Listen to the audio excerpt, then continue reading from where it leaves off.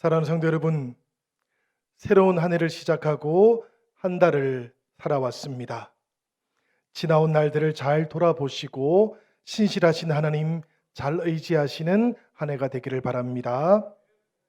크고 중요한 일들뿐만 아니라 작고 구체적인 일들 속에서도 하나님을 더 신뢰해 보십시오. 신실하신 하나님께서 우리들의 모든 길을 형통의 길로 이끌어 가실 겁니다. 오늘 우리들은 작고 구체적인 일들 앞에서도 하나님 온전히 신뢰하기 원하는 이 마음을 담아서 여호수아 7장의 말씀으로 은혜를 받고자 합니다.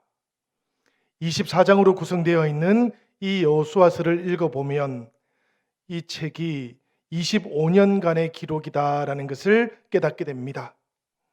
14번에 걸친 큰 전쟁이 다루어지고 있고 이스라엘은 31개의 종족들하고 싸웠어요. 이 14번의 전쟁에서 이스라엘은 다 승리했지요. 그렇지만 단 한 번 아주 작은 전쟁에서 패배를 하게 되었는데요. 그 패배에 대한 기록이 바로 오늘 본문 7장에 나오고 있습니다. 이 패배를 경험하고 이스라엘 백성들은 그 마음이 녹아서 물같이 되어버렸다, 그렇게 이야기를 해요. 전의를 완전히 상실해버렸다라는 그런 이야기지요. 바로 이 아이성, 해발 518m에 위치하고 있었습니다. 한라산 높이가 1950m였던 것을 생각해 보면 사실 이곳은 산이라고 말하기는 조금 어려울지도 몰라요. 그러다 보니까 정탐꾼들은 2-3천 명 정도만 올라가도 느끈하게 이길 수 있다고 이렇게 예측을 하기도 했던 것이지요. 그러나 여러분, 그 결과가 어떻게 되었습니까? 무참하게 패배하고 말았지요. 무엇이 문제였던 것일까요? 첫 번째로는 살펴보니까 불순종이라는 것이 이스라엘 공동체 안에 생겨났던 겁니다. 모세가 죽고 난 다음 하나님께서는 여호수아에게 딱 한 가지를 말씀하셨어요. 여호수아 1장 7절에 나오는 말씀입니다. 우리 다 같이 한번 읽어보도록 하지요. 오직 강하고 극히 담대하여 나의 종 모세가 내게 명령한 그 율법을 다 지켜 행하고 우로나 좌로나 치우치지 말라. 그리하면 어디로 가든지 형통하리니. 아멘. 율법을 다 지켜 행하고 우로나 좌로나 치우치지 말라 하셨어요. 이렇게 순종하기만 하면 어디로 가든지 모든 길들이 형통하게 해주시겠다라고도 약속을 주셨습니다. 이 순종과 함께 이스라엘 백성들은 요단강을 건너서 약속의 땅으로 건너왔지요. 그리고 난 다음 이 약속의 땅에 들어와서 제일 먼저 도착했던 곳이 길갈이라는 곳이었습니다. 그런데 이 길갈에 도착하자마자 하나님께서는 놀랍게도 이스라엘의 모든 남자들에게 할례를 행하라고 그렇게 명령을 주십니다. 여호수아 5장 2절에 나오는 말씀이에요. 그때 여호와께서 여호수아에게 이르시되 너는 부싯돌로 칼을 만들어 이스라엘 자손들에게 다시 할례를 행하라 하시매. 이 할례를 받으면 상처가 아물기까지는 열흘 정도가 걸립니다. 전쟁 준비를 하는 모든 남자가 할례를 받는다는 것, 이것은 적 앞에서 무장 해제를 당하는 것이나 마찬가지였어요. 인간적으로 생각을 해보면 순종하기 어려운 일이었습니다. 그러나 그럼에도 불구하고 이스라엘 백성들은 순종을 하지요. 그리고 이렇게 순종을 했을 때 하나님께서는 이스라엘을 보호해 주셨고 승리하게 해주셨던 겁니다. 이 순종의 결과가 바로 여리고성 함딱 사건이었어요. 그 당시 여리고성은 난공불락의 요새, 한마디로 말하자면 초롱성 같은 곳이었습니다. 그런데도 하나님께서 이 성을 무너뜨려 주셨던 것이지요. 그 당시 여리고성은 약 9,000평 정도 되는 규모였다 그럽니다. 이 성을 한 바퀴 도는 데는 30분 정도가 걸렸다 그래요. 하나님께서는 매일매일 한 바퀴씩을 돌라고 하셨고 마지막 7째 날에는 7바퀴를 돌고 함성을 지르라 하셨어요. 매일매일 이스라엘 백성들은 침묵을 했습니다. 어떤 소리도 터져 나오지 않도록 그렇게 목소리를 죽였던 것이고 7째 날에는 신호가 울리면 함성을 질렀던 것이에요. 그런데 이 방법도 생각을 해보면 인간적으로는 받아들이기 어려운 군사작전이었습니다. 그러나 순종했을 때 하나님께서는 이 여리고성을 무너뜨려 주셨던 것이지요. 무너진 여리고성을 처음 발굴했을 때 이 여리고성이 이중 성벽으로 되어 있었다라는 것을 처음으로 발견했어요. 그리고 이 성이 무너졌을 때 밖으로나 안으로 막 뒤섞였던 것이 아니고 외성과 내성이 안으로 폭삭 무너져 내렸다라는 것도 발견을 해냅니다. 사람의 전쟁이 아니고 하나님의 전쟁이었다라는 것을 발굴해내었던 것이지요. 이렇게 순종으로 요단강을 건넜고 순종으로 할례를 받았으며 순종으로 여리고 성을 무너뜨렸으니 이제 이 작은 아이 성도 순종으로 나아가면 될 일이었습니다.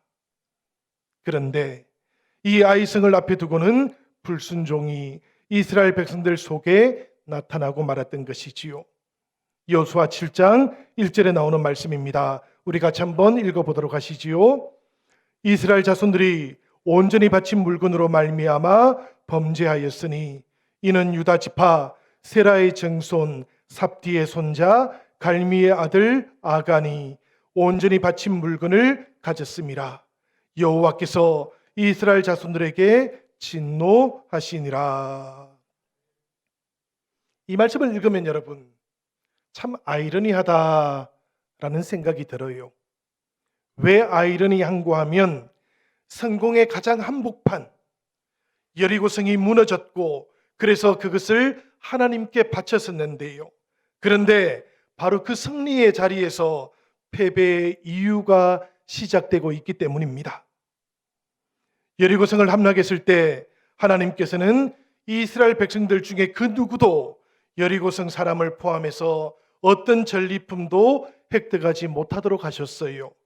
여호수아 6장 17절부터 18절에 나오는 말씀인데요. 제가 한번 읽어보겠습니다. 이 성과 그 가운데 있는 모든 것은 여호와께 온전히 바치되 기생라합과 그 집에 동거하는 자는 모두 살려주라. 이는 우리가 보낸 사자들을 그가 숨겨주었음이니라. 너희는 온전히 바치고 그 바친 것 중에서 어떤 것이든지 취하여 너희가 이스라엘 진영으로 바치는 것이 되게 하여 고통을 당하게 되지 아니하도록 오직 너희는 그 바친 물건에 손대지 말라. 이 말씀 속에서 우리가 주목해야 하는 표현이 하나 있습니다.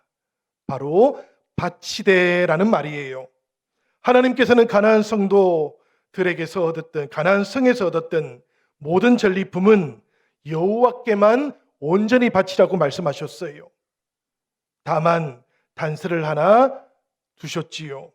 기생라합과 그 집에 동거하는 자는 모두 살려주라 이렇게 말씀을 주셨던 겁니다.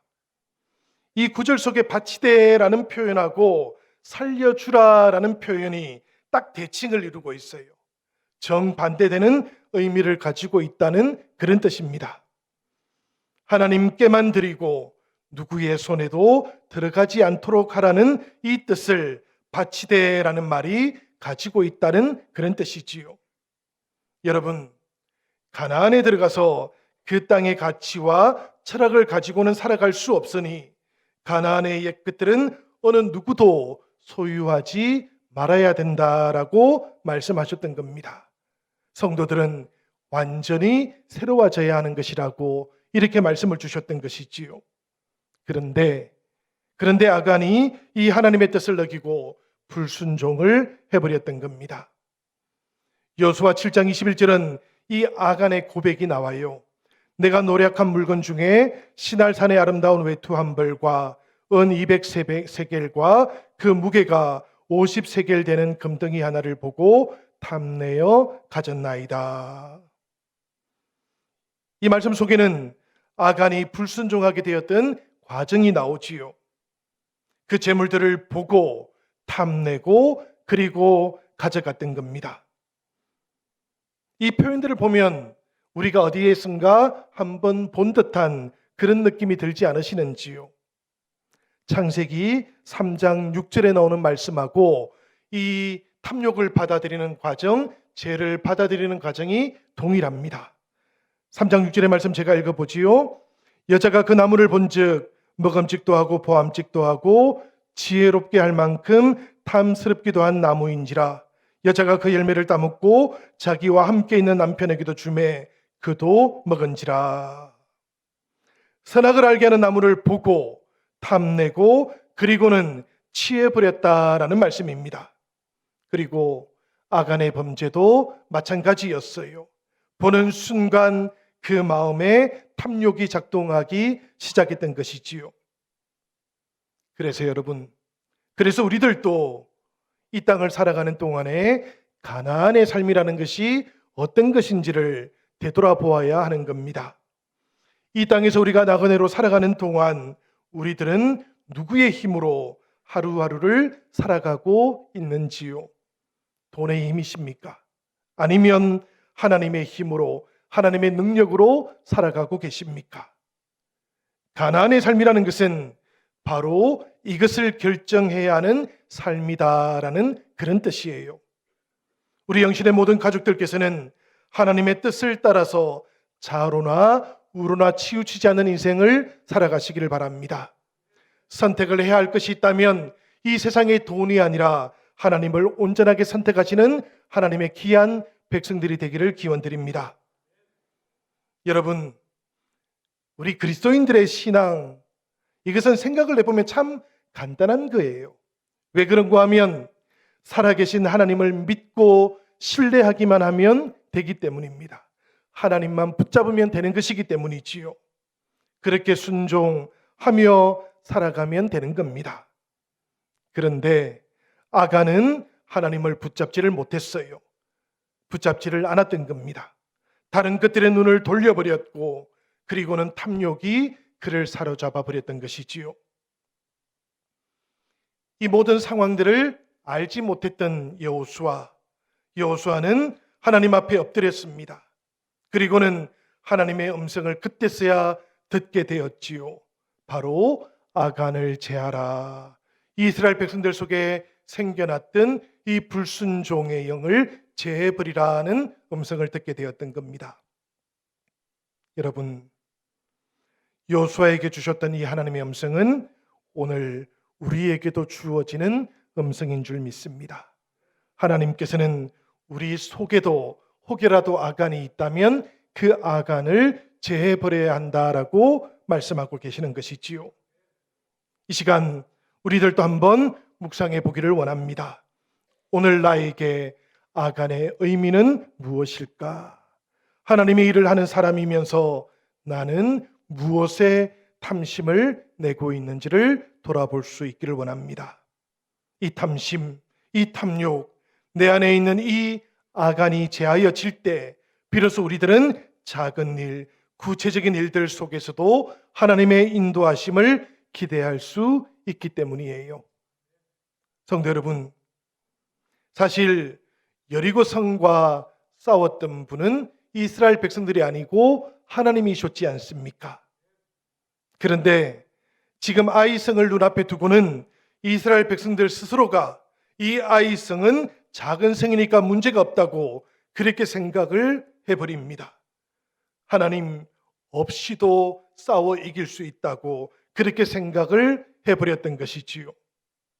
만일에 여호수아가 여리고성 공격 전처럼 하나님 앞에 엎드려 기도를 했더라면, 그랬더라면 어떻게 되었을까요?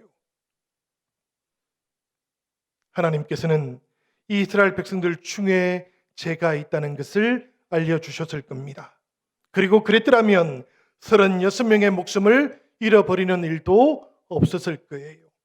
혼비백산하는 그런 패배는 당하지 않았을 겁니다.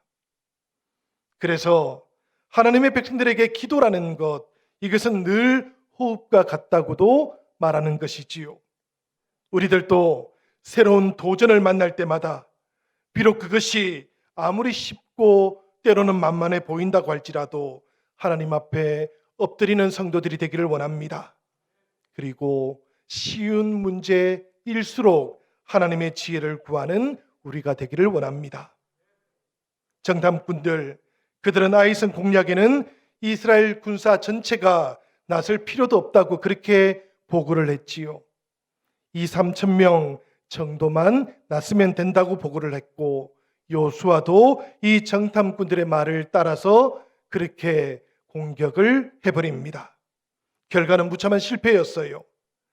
12,000명 정도 되었던 아이성 인구를 감안해 보면 싸울 수 있었던 아이성 전투력은 사실은 3,000명 이상은 되었을 것 같습니다.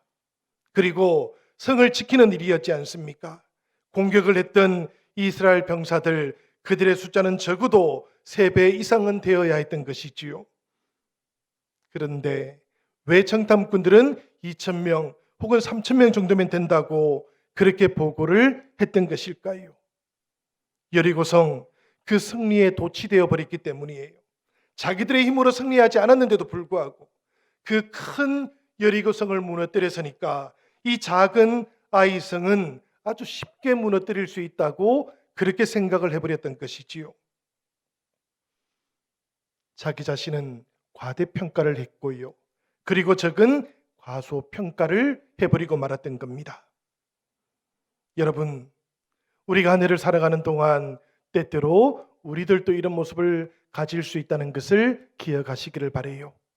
하나님의 힘으로, 하나님의 능력으로 크고 중요한 일을 우리가 이기고 나면 그것이 마치 내 힘, 내 능력으로 행한 것처럼 그렇게 생각이 들 때가 있을 겁니다.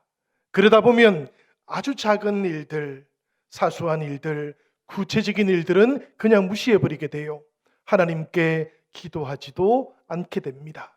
그리고는 하나님 없이도 승리할 수 있을 거라고, 해결할 수 있을 거라고 그렇게 생각해버리고 마는 것이지요. 그러나 여러분, 바로 그 자리에서 탐욕이 시작되고, 바로 그 자리에서 불순종이 시작되고, 바로 그 자리에서 죄가 시작된다는 것도 기억해 주시기를 부탁드립니다. 아이성, 그 패배의 원인을 아직 알지 못했던 여호수아는 옷을 찢었습니다. 머리에 티끌을 무릅썼어요. 그리고는 종일토록 엎드려 있었습니다. 그리고 하나님 앞에 원망이 섞여 있는 호소를 했지요. 7절의 말씀입니다. 주 여호와여, 어찌하여 이 백성을 인도하여 요단을 건너게 하시고 우리를 아모리 사람의 손에 넘겨 멸망시키려 하셨나이까? 우리가 요단 저쪽을 만족하게 여겨 거주하였다면 좋을 뻔하였나이다.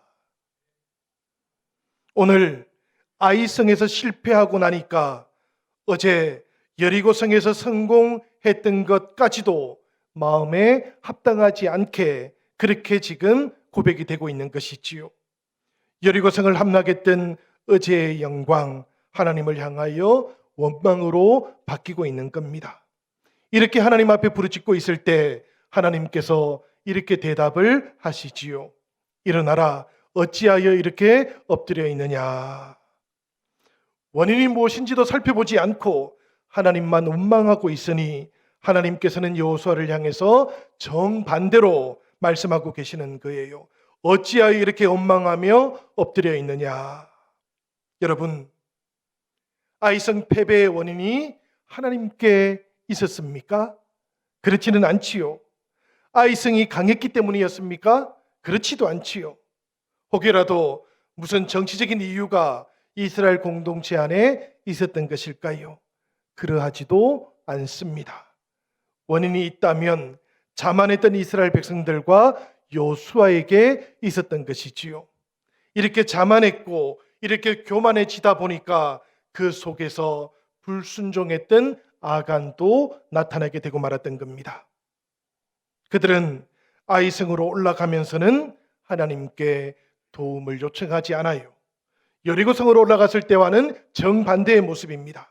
그때는 이스라엘 백성들이 하나님의 도움을 구했고 열심으로 기도하기도 했지요. 그렇지만 아이성으로 올라갈 때는, 이 전투의 때에는 그렇게 하지를 않았던 겁니다. 큰 여리고성도 함락시켰는데 아이성 정도쯤이야 이렇게 생각을 해버렸고, 그러다 보니까 하나님 도움 없이도 내 힘으로만 승리할 수 있다고 이렇게 믿어버렸던 겁니다. 여러분, 큰 일이나 중요한 일을 앞두고는 우리들도 하나님께 도움을 구하지요. 그렇지만 작고 구체적인 일 앞에서는 하나님의 도움을 구하지 않을 때가 있습니다. 그러고도 할 수 있다고 이렇게 생각을 해버리는 것이지요.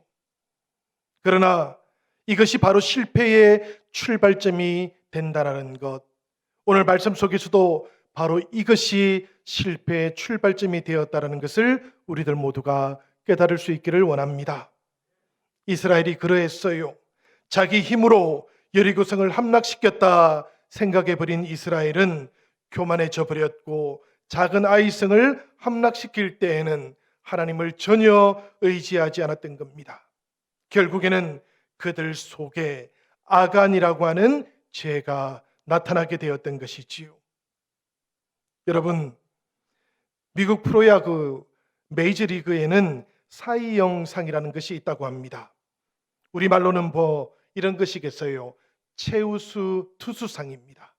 내셔널리그하고 아메리칸 리그에서 각각의 리그에서 가장 훌륭하게 경기를 했던 투수에게 주는 상이라 그래요. 그런데 이 사이영상에는 묘한 징크스도 하나 있다 그럽니다. 이 상을 받고 나면 그 다음 시즌에서는 엄청난 슬럼프에 빠지게 된다는 거예요. 여러 가지 분석들이 있습니다. 이유가 무엇일까? 그 이유들 가운데 두 가지는 우리가 주목을 해보면 좋을 것 같아요. 하나는 이 사이영상을 수상했던 투수의 마음이 자기도 모르는 사이에 교만해진다는 것이지요. 왜 그런가 하면 이 상을 받고 나서 유명해졌거든요. 여러 가지 행사들도 잡히고 광고도 들어오거든요. 그러다 보니까 자기가 아주 대단한 사람이 된 것처럼 그렇게 생각이 드는 겁니다. 또 다른 이유도 하나 있어요. 여러 팀들이 이 사이영상을 받았던 투수를 철저하게 분석하기 때문입니다. 그래서 전력이 모두 다 노출되어 버린 투수는 결국에는 다음 시즌에서는 집중적으로 공격을 받게 되어 있는 것인데요. 저는 오늘 이 여호수아 7장의 말씀을 묵상하는 동안 사실은 이 사이 영상을 받았던 투수들을 보면서 큰 일, 중요한 일, 그리고 때로는 작은 일, 우리들의 구체적인 일상들, 그 속에서 균형을 잡지 못하는 성도들의 모습도 생각을 해보게 되었어요. 우리들 모두는 다 사실은 하나님의 인도하심과 하나님의 도우심을 따라서 살아가는 존재들입니다. 그렇기 때문에 큰 일이든지 작은 일이든지 하나님의 도우심을 구해야만 하는 것이지요. 그리고 늘 하나님 앞에서는 겸손할 줄도 알아야 되는 겁니다. 이 긴장감, 이 균형감을 잃어버릴 때 성도들은 하나님 앞에서 방향을 잃어버리게 되는 것이지요. 여호수아에게 하나님께서는 무엇이라고 대답을 주셨을까요? 오늘 13절 전반절의 말씀을 보니까 너희는 내일을 위하여 스스로 거룩하게 하라고 그렇게 말씀을 주셨어요. 성결하게 하여 내일을 기다리라는 그런 말씀이지요. 그리고 난 다음 하나님께서는 계속해서 말씀을 주십니다. 13절 하반절에 나오는 말씀이에요. 우리 같이 읽어보도록 하겠습니다. 너희 가운데 온전히 바친 물건이 있나니 너희가 그 온전히 바친 물건을 너희 가운데에서 제하기까지는 내 원수들 앞에 능히 맞서지 못하리라. 여리고에서 가지고 왔던 그런 전리품들, 이스라엘 백성들 누구도 소유하지 말아야 된다 이렇게 말씀을 주셨지요. 그래서 모든 백성들이 하나님 앞에 이 모든 물건들을 다 바쳤어요. 그런데 그 온전히 바친 물건들 가운데 어떤 것들이 너희 장막에 있다라는 이야기입니다. 아간의 장막이었지요. 그 아간의 장막 속에 바로 이 여리고에서 가지고 왔던 전리품이 숨겨져 있었던 겁니다. 하나님의 이 말씀을 들었던 여호수아는 엎드려 있던 자리에서 일어났어요. 그리고는 문제를 처리하기 시작합니다. 하나님의 말씀을 따라서 제비를 뽑고 하나님 앞에 죄를 지었던 범인을 찾아내는 작업을 시작했던 것이지요. 이 제비를 뽑는 동안 12지파 가운데서 유다 지파가 뽑혔습니다. 이 유다 지파 안에서도 세라 족속이 뽑혔어요. 그리고 세라 족속 속에서 삽디 가문이 뽑혔고요. 그리고는 마침내 남자들 속에서 아간이 뽑히게 됩니다. 여러분, 이 순간순간들, 이 제비를 뽑던 순간순간들마다 아간은 얼마나 두렵고 긴장이 되었을까요? 이 말씀을 듣는 동안 저는 괜히 아간의 마음이 되어가지고 제비를 뽑던 그 순간순간이 조마조마하게 그렇게 느껴졌어요. 그리고 더 가슴 아팠던 부분이 있습니다. 그것은 이 모든 시간들 동안 아간이 침묵하고 있었다라는 것입니다. 저는 그 시간에 아간이 자기가 그 일을 했다고 하나님 앞에 그렇게 고백하고 회개했다면 결과가 어떻게 되었을까 참으로 궁금합니다. 선악과를 먹고 난 다음에 아담과 하와가 하나님 앞에서 잘못했다고 회개했다면 그 에덴 동산의 결과는 어떻게 되었을지도 참으로 궁금해요. 이스라엘의 무서운 적, 외부가 아니라 내부에 있었던 것이기도 한 것이지요. 8장 1절을 보면 하나님께서는 이제 군사를 다 거느리고 일어나서 아이로 올라가라 이렇게 말씀을 하십니다. 모든 군사를 다 데리고 올라가라는 뜻은 최선을 다해서 싸워야 한다라는 그런 뜻이지요. 여호수아와 이스라엘 군사들은 밤새도록 길갈에서부터 아이성에 이르기까지 그 24km나 되는 길을 조용하게 행군을 합니다. 그리고는 3만 명의 병력을 서쪽에 따로 매복을 시켜 놓아요. 그리고 아이성 북서쪽 베델성을 향해서 다시 5천 명을 매복시킵니다. 이렇게 매복을 시켰던 이유가 무엇인가 하면 아이성을 공격하면 베델성에서 원군이 찾아오기 때문이었어요. 여호수아는 이제 하나님께 아이성의 승리를 보장받았습니다마는 그럼에도 불구하고 병력과 지혜를 총동원하고 있는 겁니다. 철저하게 준비를 하고 있는 것이지요. 저는 이 모습을 보는 동안 우리 신앙이 떠올랐습니다. 우리의 신앙도 그러하거든요. 우리가 모두 다 은혜로 이 하나님의 자녀가 되었고 은혜 가운데 구원을 받았어요. 그렇지만 또 생각을 해보면 이 하나님께서 부어주시는 축복, 이 은혜를 받을 수 있는 그릇은 우리가 준비를 해야 되는 것이기도 하지 않습니까? 이스라엘 백성들도 그렇게 약속해 주신 승리를 담을 수 있는 그릇을 준비하기 위해서 최선을 다했던 것이지요. 그리고 난 다음 아침이 되자 이스라엘 군사들은 공격을 하기 시작했어요. 승리를 자신했던 아이 왕이 다시 군사들을 끌고 나왔습니다. 이스라엘 군사들이 짐짓 후퇴하기 시작하니까 기고만장해져 버린 아이성 군사들이 정신없이 추격을 해왔습니다. 한마디로 아이성에 있던 군사들이 다 빠져나오게 되고 이 성은 무방비 상태가 되어버리고 말았던 것이지요. 바로 그때 매복하고 있던 3만 명의 군사들이 그 틈을 타서 아이성으로 몰려 들어갔고 순식간에 아이성을 점령해버리고 맙니다. 아이성 군사들이 되돌아오려고 했지만 그때는 이미 늦어버린 것이지요. 여러분, 여리고성 전투에서는 하나님께서 침묵으로 그 성을 돌라고 했습니다. 아이성 2차 전투에서는 하나님께서 매복을 하라고 하셨어요. 이 두 개의 전투, 싸우는 방식은 너무나 다릅니다. 그렇지만 여러분, 이 두 가지 전투는 모두가 다 하나님께서 싸우셨던 전투였습니다. 우리가 여기에서 붙잡아야 될 영적인 메시지가 있는 것이지요. 아이성 1차 전투를 통해서 이스라엘은 실패했었습니다. 그렇지만 하나님께서는 이 실패를 실패로 두지 아니하셨던 것이지요. 땅에 엎드리게 하셨고 매복시키셨던 그 어두운 시간들을 통해서 하나님께서는 마침내 이스라엘에게 소망의 아침을 맞이하도록 이끌어 주셨던 겁니다. 이 한 해를 살아가는 동안 우리들도 이 하나님의 부르심과 인도하심을 바라보며 한 달을 살아왔어요. 지금 혹여라도 어두운 문제와 함께 이 한 달을 살고 한 해를 시작하셨다면 이것이 하나님께서 우리를 매복시키고 계시는 시간이라는 것도 인정을 한번 해보시기를 바랍니다. 그리고 이 시간들을 잘 견뎌내시면 하나님께서는 우리들 모두에게도 소망의 아침을 맞이할 수 있도록 이끌어 가실 것입니다.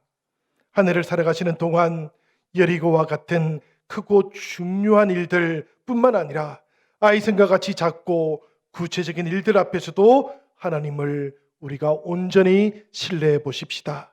하나님께서는 우리를 찾아오시고 우리의 이름을 불러주시고 우리가 걸어가는 모든 날들을 통해서 하나님께 살아가시는 형통의 길을 우리들 모두에게 비추어 주실 것입니다. 이 은혜가 저와 여러분 모두에게 함께하기를 기원합니다.